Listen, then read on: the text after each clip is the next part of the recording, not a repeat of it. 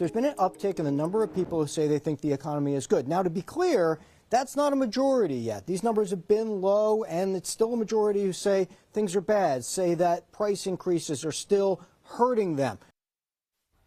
Americans' poor opinions of the economy is having an impact on their decision on whether or not to start a family.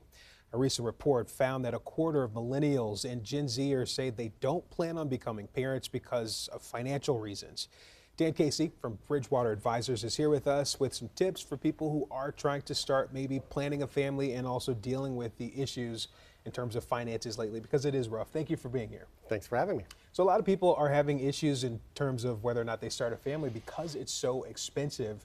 What are some of the factors that you think are driving up those decisions? I think from the world that we're living in right now, the economy, right? The higher cost of living, inflation.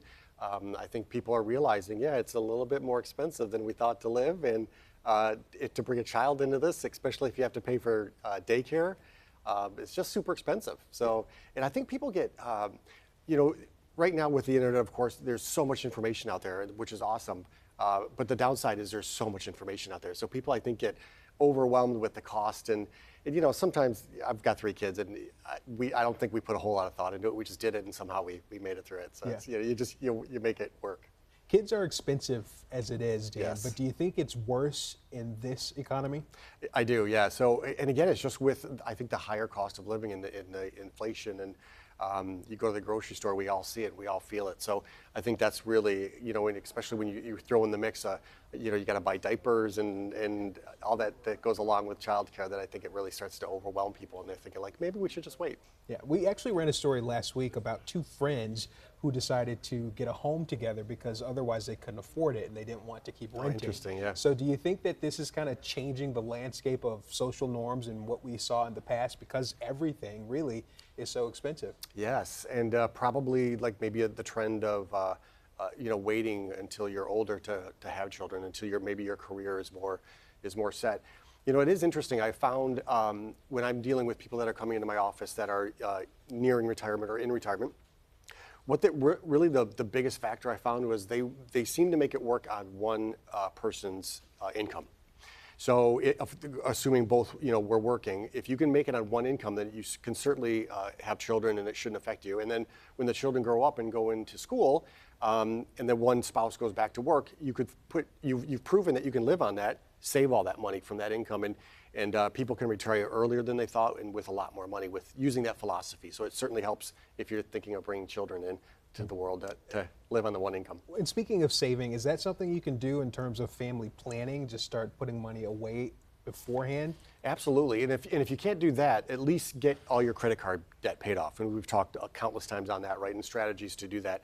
Because if you're living, lean, then it shouldn't be, as big of an issue. But yeah, doing that, and then just again budgeting, knowing where your money's going, so you're not caught by surprise. And speaking of, there are a lot of people who are just kind of like, oh, okay, I guess we're having a kid. We got to figure this out. And you do, somehow you do. Right. So if you are planning, what does that look like in terms of putting money aside? Because like you said, with daycare and groceries, those things, it's going to start taking down what you have saved anyway. So yeah. Do you have to have a lot put away? So, again, it's budgeting and having a liquid amount of money that you can have access to. And I really do think you brought it up. Childcare is the big one, which is why I go back to if the one spouse, if you can live on the one income and the one spouse can stay at home with the children so that you don't have to do daycare, then obviously that's ideal. Not everybody can, but maybe that's when family and in-laws can come in and help and pitch. It takes a village, right? So. Yeah, I think daycare is a big one, but other than that, you just somehow make it work. Yeah. Again, maybe less trips to Starbucks. Yeah. Who knew we'd get to a point where the economy is a form of birth control? Yeah, right. That's how bad it's gotten. Yeah. But inflation is coming down. Hopefully, the costs will come down, and we'll see. Maybe these Gen Z and Millennials that study will be redone, and they're more likely to have kids, maybe. Sure. Anything else you want to add, Dan? Just the Secure Act. This isn't talked very much about. That passed in 2020. 2022 allows people with newborns, and even if you're adopting, you can take $5,000 out of your retirement account. Not that I would always recommend this, penalty-free and income tax-free if you repay it. All right. Dan Casey, words of wisdom. We appreciate it. Thank you. Thanks for having me.